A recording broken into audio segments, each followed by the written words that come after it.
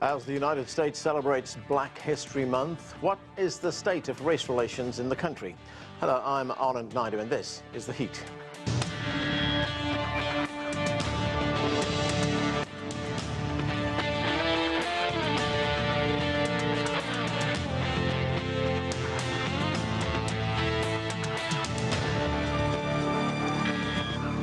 Historian and author Carter G. Woodson founded Black History Month in 1926 to celebrate the achievements of African Americans.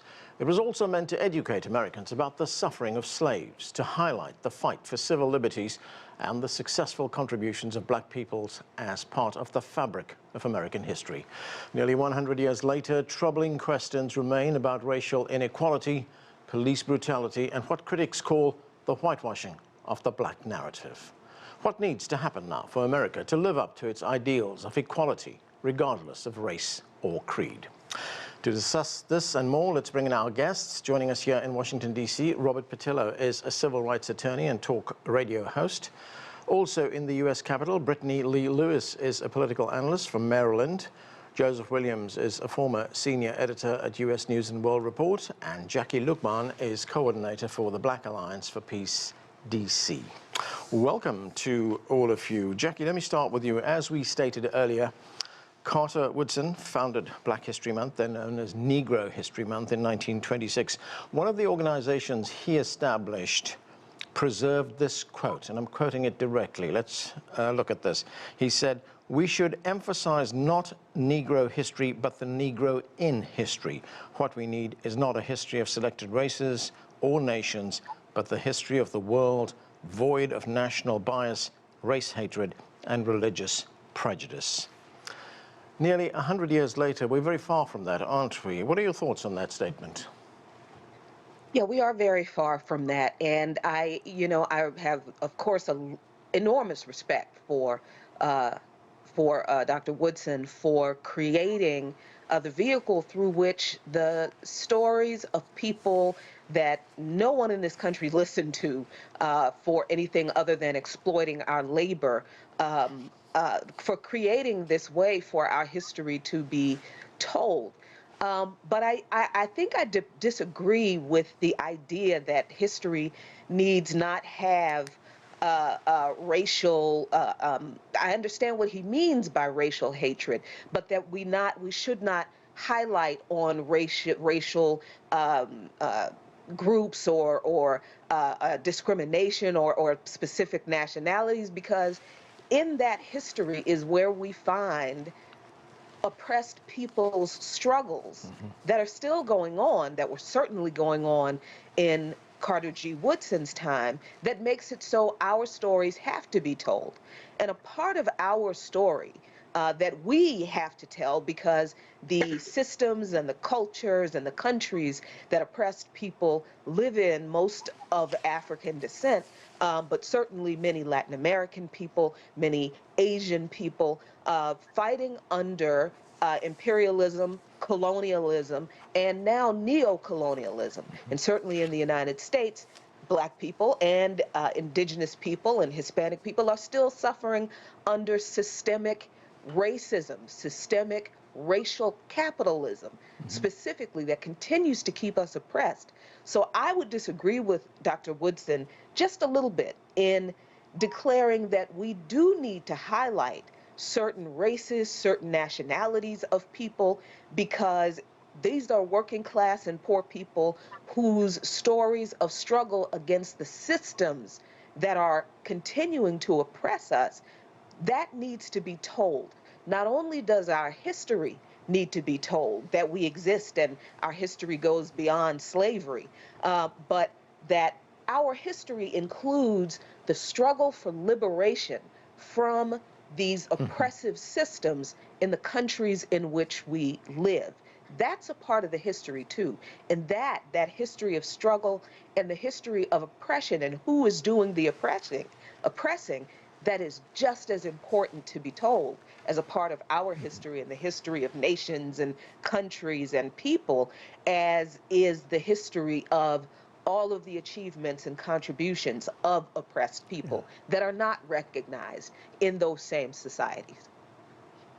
Robert Patillo, what began as Negro History Week became Negro History Month, and then, of course, Black History Month. That took 50 years to become a month. It became a precursor to the civil rights movement.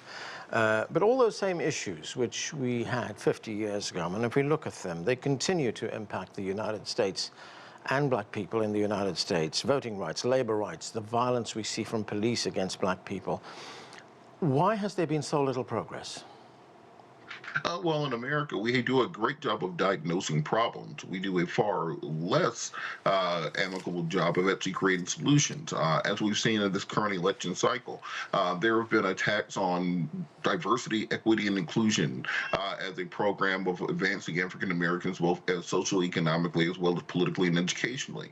There have been attacks on critical race theory, not just the doctrinal course taught in colleges, but the conceptualization of even teaching accurate African American history in public schools.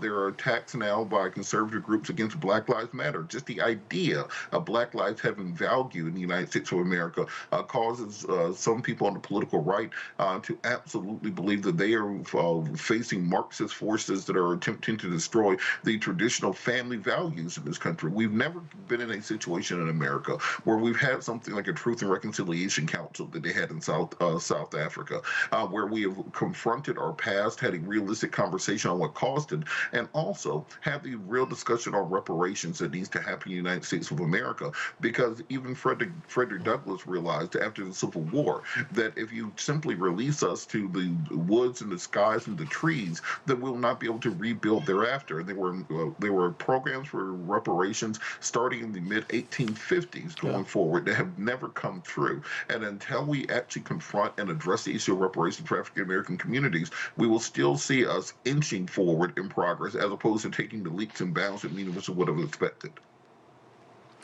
I want to get to that point you mentioned about reparations a little later in the show, but Brittany, Robert mentioned a moment ago the failure, really, of the education system in the country to focus on things like race, to focus on things like critical race theory, etc. When we've seen that in the past few years, there are states which have passed laws to restrict the study of black history and race.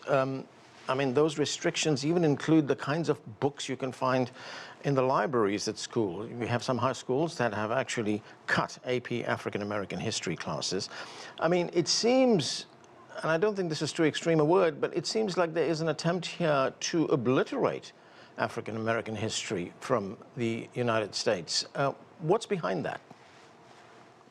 Yeah, I don't think this is actually new, right? I think this is the very essence and fabric of American life, right? Which is to study Black history is to essentially criticize the United States project. And we are constantly told that the United States project is a good one. It's an inclusive one. We just need to live up to the values, right? Sort of ignoring that very much so the initial documents, the very origins of the United States are grounded in anti-Blackness. So, I think this is very on par for U.S. history. It's not surprising in any way. And of course, the individuals that are trying to attack Black history, they're doing it under the banner of, oh, it's critical race theory. Many of these politicians couldn't even tell you or define what critical race theory is.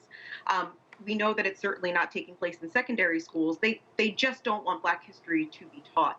I think there's another irony there, perhaps not an irony at all, right? Which is this idea that America is supposed to be the land of the free, right? And yet it's very much so an effort is happening to sort of force feed ahistorical information to Americans, right, for the purpose of patriotism.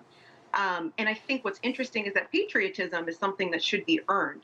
And if this country is as exceptional and as profound as the GOP suggests that it is, then why do they feel the need to remove these indisputable aspects of the country's history, right? I think limiting, cherry picking, censoring what we're teaching in our schools, right, is they say that that's not the American way, but that's exactly what's happening, right? We know that they're literally removing books if people feel uncomfortable. So I think the question for these individuals is, do we want historical facts published by experts, right? Or do we want nationalistic thought? Joseph Williams, we've also seen the impact in colleges and universities when it comes to diversity, equity, and inclusion, something that Robert mentioned a moment ago. Since 2023, we've had 49 bills that have been introduced in 23 states. And these bills are essentially anti-DEI legislation. These bills want to dismantle DEI programs. I mean, what do you make of this trend? In part, it's a lot of what the previous guests have talked about, like the sort of national anxiety about really looking in the mirror and taking a hard look at the American experiment and realizing that there's an entire class of people that have been left out or left behind or don't have that kind of advantage that other groups in this country now do. And people kind of dismiss it and hand wave it as something that's not a thing, because if you work hard in America, if you do the right thing, if you study, if you get an education, and if you dream the way people expect us to dream, you will find success. Therefore, if we believe in the American ideal and the Protestant work ethic, DEI really isn't necessary, right? Because we're all purportedly equal, and we can all achieve at an equal pace if we all work hard equally. And so I think that the dismantling of DE&I is about kind of setting aside that uncomfortable history and ignoring the fact that there were very real groups that were not only disadvantaged, but were actually excluded in certain aspects. And DEI is to try to understand that there are differences, but those differences have held some people back and helped some people advance. We don't want to believe that in America. We want to believe that we're an egalitarian society. We really aren't. And so DE&I inclusion efforts kind of dismantle that notion, and they also give rise to the fact that people have to confront these differences, and that's really uncomfortable. It's a place a lot of people don't want to go, and because they don't want to go there, we're languishing in this kind of in-between, where there are people that don't want this sort of information out there, but we need that sort of information out there in order for us, in order for Black people to kind of advance. So I think it's all tied into this anxiety and this national discomfort with understanding exactly where this country came from, exactly why we need these programs in order to become a better, greater country, and why that is something that we don't really want to confront when we look in the national collective mirror. Jacquie, Joseph, they're talking about the dream, the American dream, that if you pursue it, you will find success in America, no matter what your skin color. Well, Pew Research did a poll asking Americans how likely they think there will be equality for all people, regardless of race or ethnicity, in their lifetimes. 25% of Black respondents said it was not likely at all, with 12% of whites saying the same. What needs to happen to change that mindset? I mean, there's such a lack of optimism here. Well, I mean, the lack of optimism is because people realize that, especially Black people, we realize that our problems are not just historic in this country. They're not just in the past.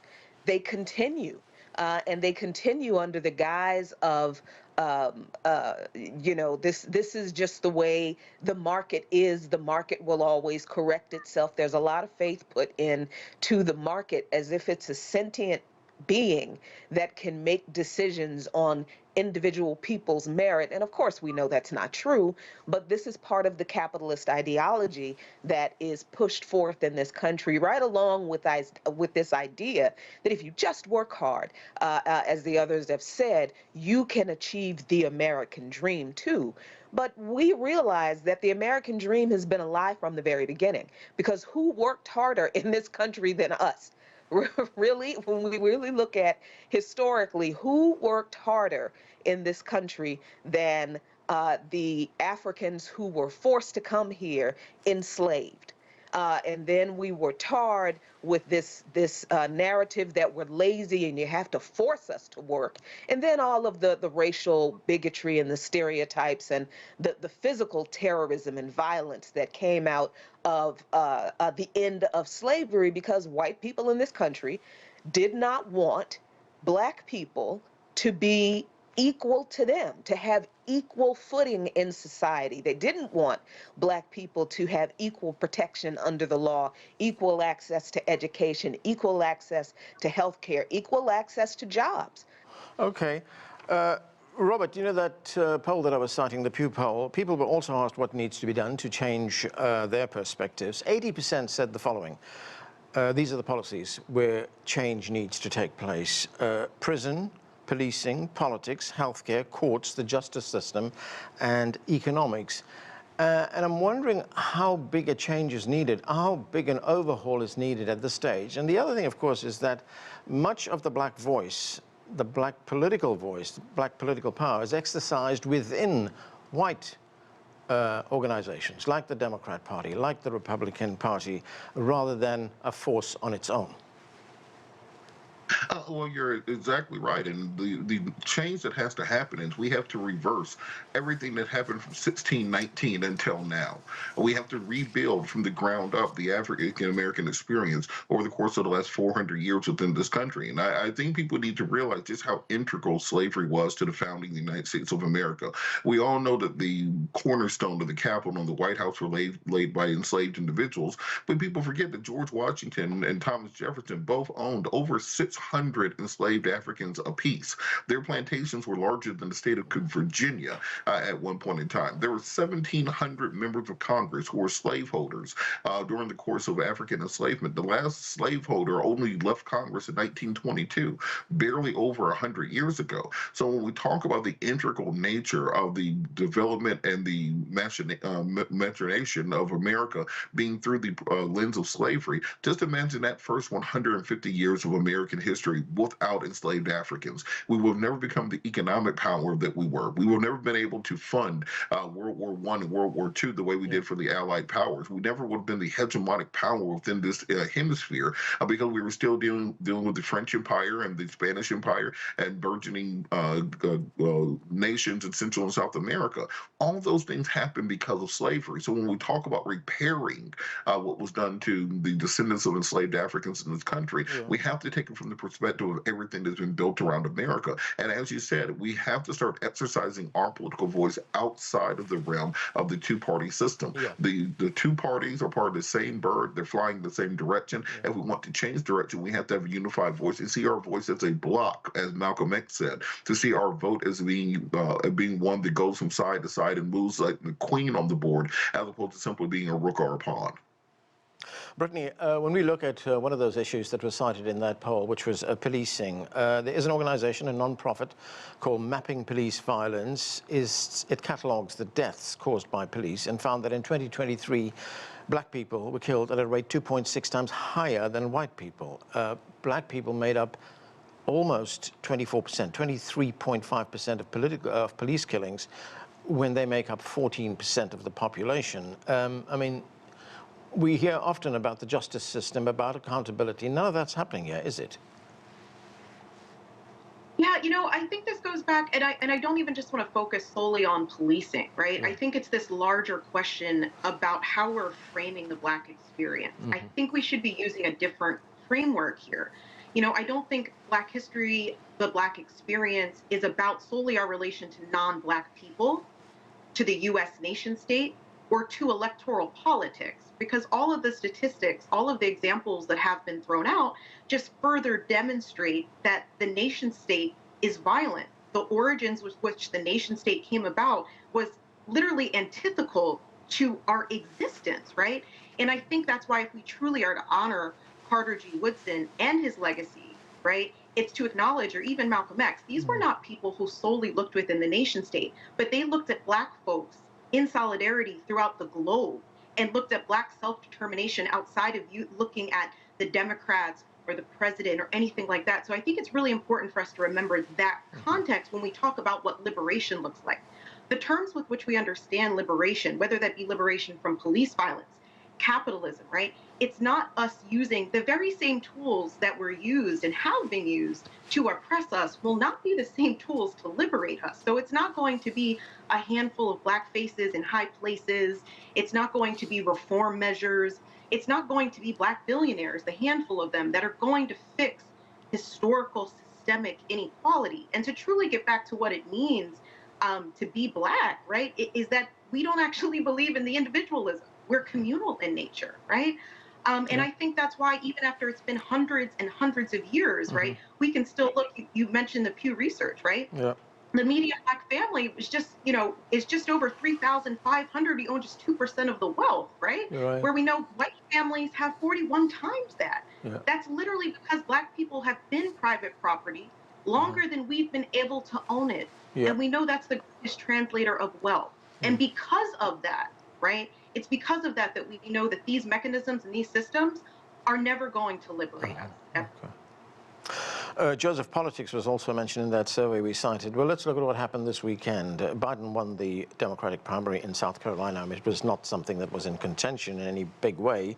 But if we go back to 2020, I mean, he owes his nomination to a large extent to black voters in that state, South Carolina. He's not getting the same kind of support this time around. What's changed? Time, age, the system, it's all part of the larger whole, right? All part of a larger context. I mean, basically, when I think about Biden politically and the fact that people in South Carolina gave him the boost, it's been this constant tension that we've had ever since black people have been able to vote, the pragmatic versus the ideal, right? In terms of right now, the pragmatic is the Democratic Party. That's why they're in lockstep. That's why we're a valuable and loyal constituency with the Democrats. The ideal is forming a party where our needs come first. Yeah. We know that half a loaf is better than starving. And those two options are the only ones on the plate. And so there's naturally going to be a lack of enthusiasm, especially after Biden made a lot of promises that for this, that, and the other, for various different reasons, many of them not within his power to control, he has not been able to deliver on those big, broad promises.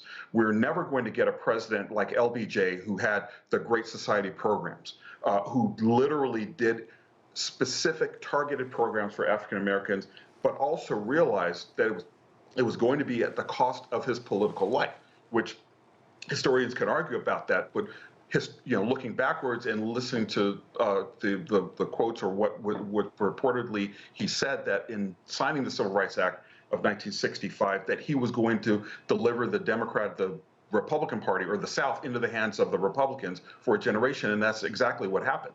We see the political lock, the stranglehold that Republicans in red states that were former slave states, Alabama, Louisiana, Texas, that the Republican Party has a stranglehold on these states, and they were all, I don't think it's any coincidence that all of these states in the Black Belt were former slave states, number one. Number two, have the bulk of the black population in them. And number three, have been so recalcitrant against signing on to programs that would help everyone, right, including African Americans. So I think that's where the problem lies. There's the tension between black voters, the tension within black voters between pragmatism and idealism, half a loaf versus possibly no loaf and starving, to try to aspire for a seat at the banquet.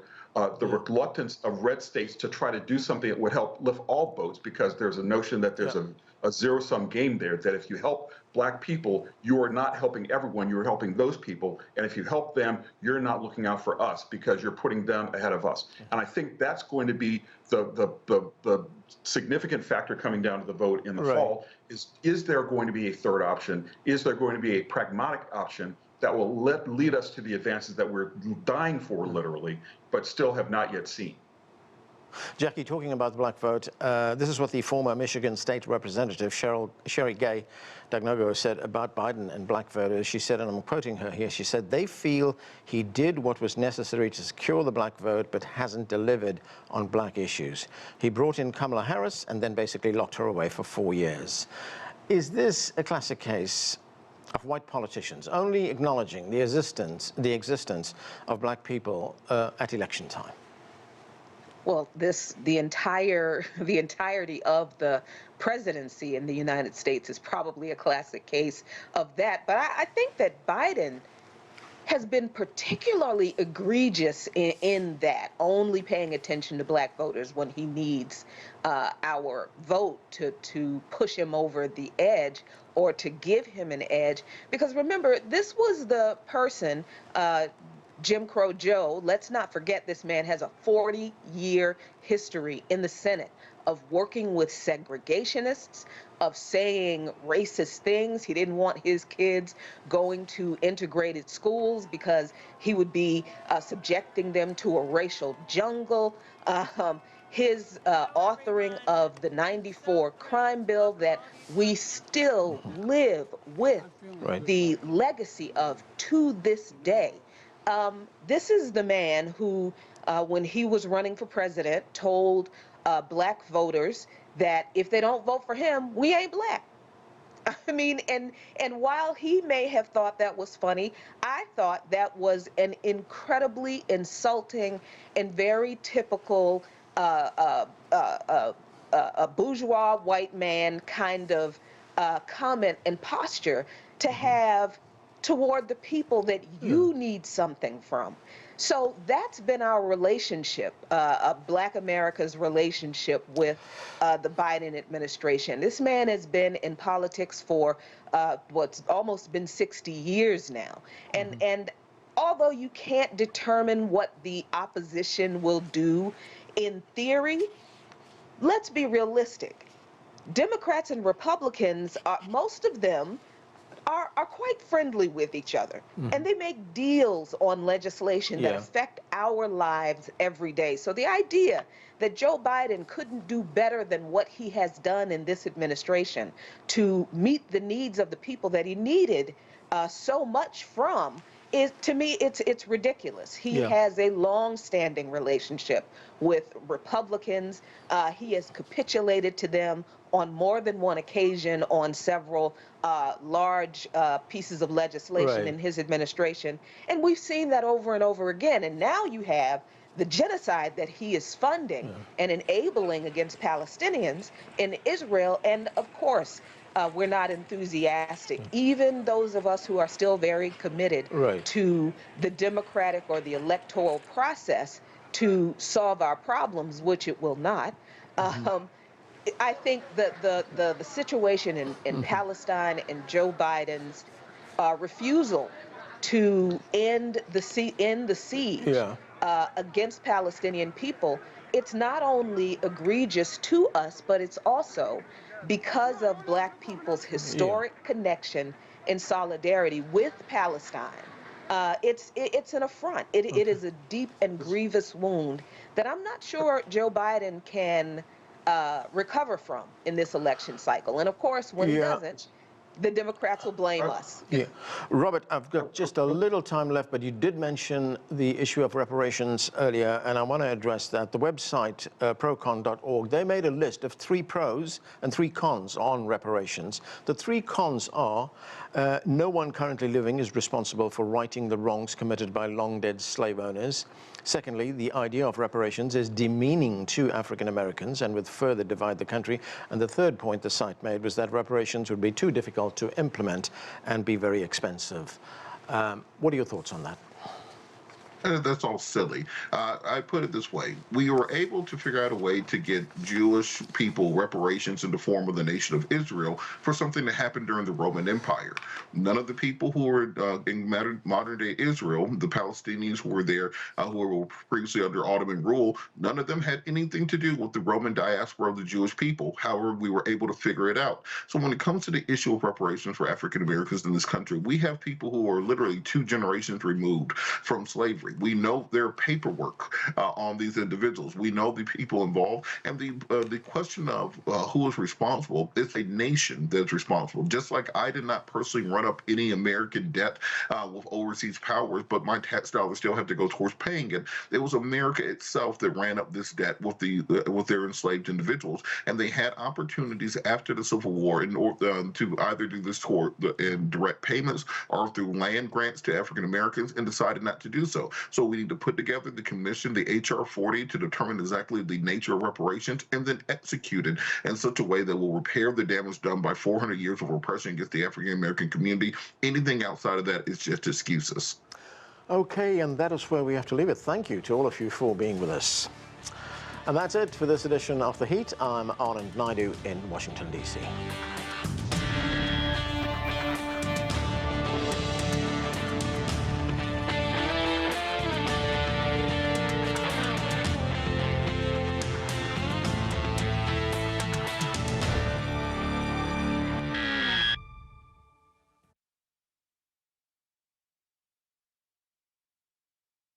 Whether it's about your education